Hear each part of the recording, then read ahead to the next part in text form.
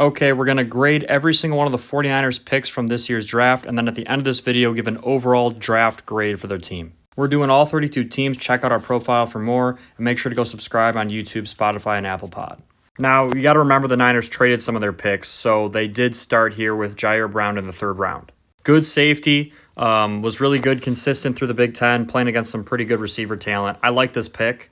I don't love it. I like it. I'm going to give it a B-.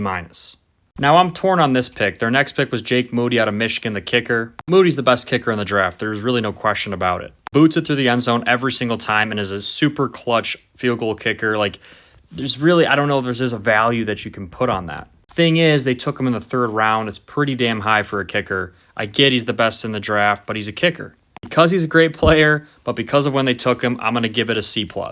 Now, I didn't like this pick very much. I'm not very high on Cameron Latu out of Alabama. I just don't think he lived up to his full potential at Alabama. And with all the talent and the pieces that he had and Brycing at quarterback, I just expected him to do better there.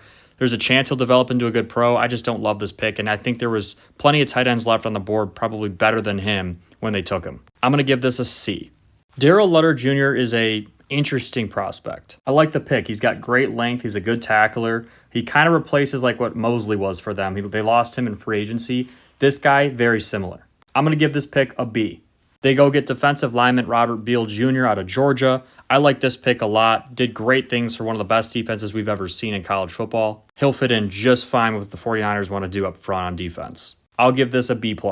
Now, I love this pick. D. Winters, TCU linebacker, stud. If you watched him play against Michigan in the college football playoff, that's all you need to know. Continue to watch his film and you fall more and more in love with his play. He's got a knack for creating turnovers. He can get home and pressure the quarterback, and he's not afraid of anybody. You place this guy next to the best linebacker in football, which the 49ers already have, look out.